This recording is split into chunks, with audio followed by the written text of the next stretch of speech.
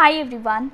Now it's the last video of the Delhi Sultanate series, and hence today we will wrap up our series with this video, which is going to be on Lodhi Dynasty, which was technically the last kingdom of the Delhi Sultanate. And one important notice, if you see both the two spellings of Lodhi Dynasty, you should not confuse between them, because both the spellings are correct. Either you write it like Lodhi or Lodi, both are correct. So no need to confuse over that.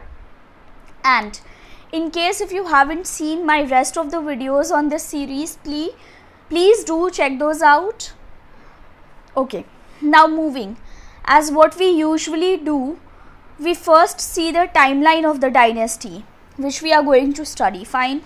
Now, understanding the timeline clears our doubt and confusion.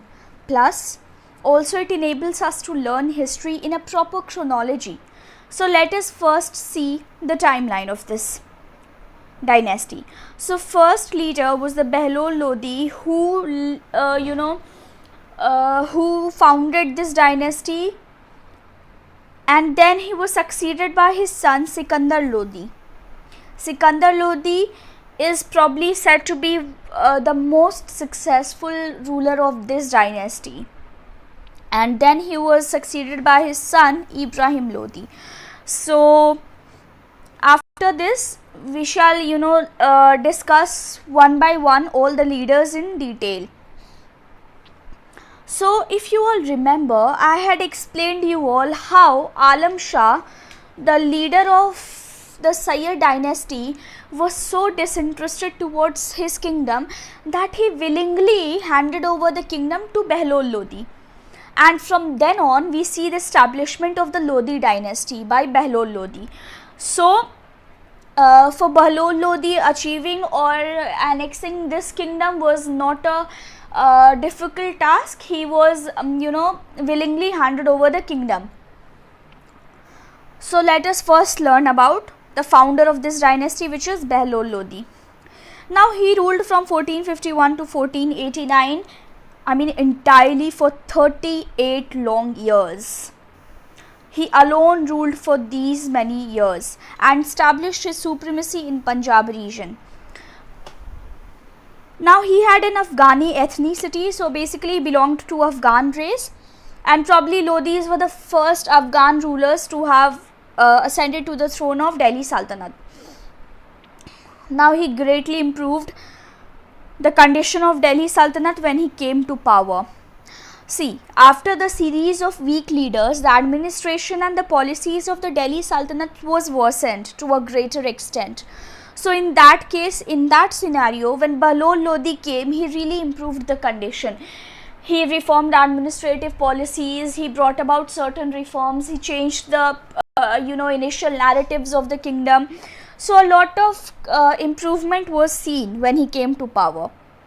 He also fought with Muhammad Shah Sharki of Jaunpur, and this was the most successful battle, and his administrative capabilities rose to a greater level. So Jaunpur was it had become an apple of discord between all the rulers of the Delhi Sultanate. Now you will little or more, you will eventually see the reference of Jaunpur in every kingdom you study. So this was his most successful battle, which he fought against Muhammad Shah Sharki of Jaunpur. Now he annexed areas like Mewat, Sambal, Suket, Manipur, Rewari, Chandavar, etc. So this was his domain of territories. He also controlled some parts of Rajasthan. So he also had under his periphery some parts of Rajasthan. Now when it comes to his personal attitude towards people, then what do we see? We see that he was very religious person, and he very much believed in Islam, and he also was tolerant towards Hindus as well. So unlike many Muslim rulers who are very much hardcore, Islamist, and they very mercilessly try to propagate Islam, he was not like them. He was very tolerant towards other religion, and he himself was very religious person and believed in Islam. And he was also very tolerant towards Hindu and other religion, and he even gave Hindu officers the chance to handle different posts in his kingdom. So it was not like that he would give jobs or duties to only Muslim people. He was also very much tolerant towards the Hindu people, so he would also give them positions in his court. He was very down to earth person and never used to boast of his knowledge, and he died in 1489 AD. So he ruled for 38 long years. Now after his death, Bello Lodi was succeeded by his son Sikandar Lodi. So, and Sikandar Lodi is probably said to be the most successful ruler of this kingdom. So let us learn something about him. Now Sikandar Lodi was also known by the name of Nizam Khan.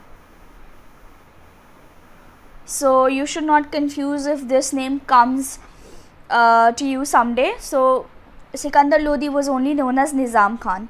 He ruled from 1489 to 1517 AD. See, we see slight changes in dates you may find in history. Like somewhere you will find 1488, or somewhere you will find 1489. So in that case, what you can do is just you should rely upon the NCERT source material for dates. Because that's the only authentic and reliable source where you can get the exact date. But doesn't matter 1488 or 1489, just a 1 year difference, so it hardly matters.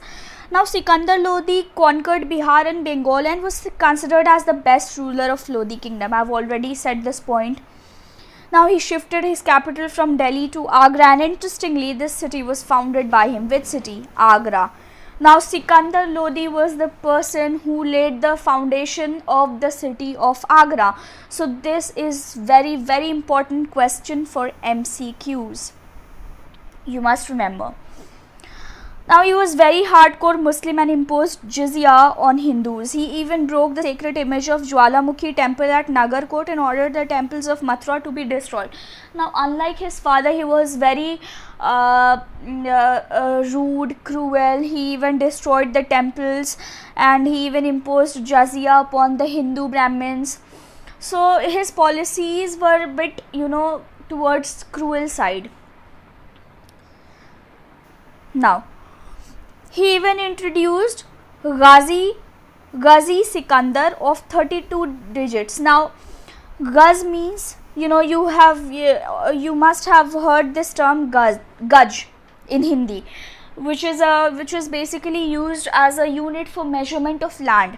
So he even introduced and named it as Ghazi Sikandar, and that was of 32 digits, and he used to take that reference to measure lands during his reign. He was a great lover of poetry and himself used to write poems. He for this also adopted a pen name named Gulrukhi. So he used to write poems under the pen name of Gulrukhi. He died in 1517 AD. 1517 AD due to some disease, and was succeeded by his son Ibrahim Lodi. So people say that he had he suffered from cancer and hence he died. Anyways, he died in 1517 and his son Ibrahim Lodi succeeded him. Now Ibrahim Lodi ruled from 1517 to 1526. So he was the son of Sikandar Lodi and he ruled from 1517 to 1526. Ibrahim Lodi had a tendency of dividing the areas and then ruling. Moreover, he wanted to make the nobles of his court obey him. But since nobles loved freedom and liberty, they started hating Ibrahim Lodi, and this led to, now what he did, that he had a tendency of ruling individually, or he would want his the nobles of his court to obey his commands. But we see that nobles were very liberated minded people. They loved their freedom and they wanted liberty. But when Ibrahim Lodi started imposing his decisions or started restricting them, nobles started hating him. This led to his unpopularity, which is also supposedly one of the reasons for his downfall. By then, people had extremely become frustrated by Ibrahim Lodi, so they started plotting against him. Now, his tyrannical nature was not liked by people. He had become a sort of dictator which was not liked by people of his court, neither by the nobles of his court. So they started plotting and planning that how could they remove him from the kingdom. So as a result, many Afghan nobles, particularly Daulat Khan Lodi, invited Babur, who was ruling Kabul at that time, to invade Delhi, and thus after Babur came, we see the historic battle of Panipat. In this battle, Ibrahim Lodi was defeated and killed by Babur. Another MCQ question. So, you should have the tendency to grab the points which can make a good MCQ question, so that whenever it comes in the examination, you shall not leave it, because a single marker question also matters a lot. So when he became very unpopular among the masses, people started plotting against him. People started conspiring against him. So what happened, that Afghan nobles invited Babur. Now Babur was ruling Kabul at that time, and he was invited by nobles of his court to invade Delhi. And thus when Babur came, he attacked Delhi, he attacked Punjab region, and in that battle, which is supposedly the first battle of Panipat, Ibrahim Lodi was badly defeated and was killed. And hence we see that the Lodi dynasty came to an end, and we see the establishment of Mughal rule in India with coming of Babur. Now, if you ask about the important questions, I would say nothing much has to be studied. You can be asked questions like, describe the achievements of Sikandar Lodi, which I have dealt already. You can elaborate if you wish. What were the reasons which led to the decline of Delhi Sultanate? Now, this I have not done, but I think I'll make out a separate video to deal with this topic. And the last one is, describe the administrative feature of Delhi Sultanate in reference to the important kingdoms. So under Delhi Sultanate, we dealt with Khilji Empire, Slave Dynasty, Sayyid, Tughlaq and the Lodi Dynasty. So if you take into consideration all those kingdoms, we see that Sayyid and Lodi Dynasty were not that much important. So you can describe the administrative feature of this Sultanate, that is Delhi Sultanate, with reference to the Khilji Empire, the Slave Dynasty and the Tughlaq Dynasty. So that will make a full-fledged, big answer. So yeah, with this video, we complete our Delhi Sultanate series, and I hope you liked the videos. I'll be making much more interesting topics, so stay connected and do well. Thank you.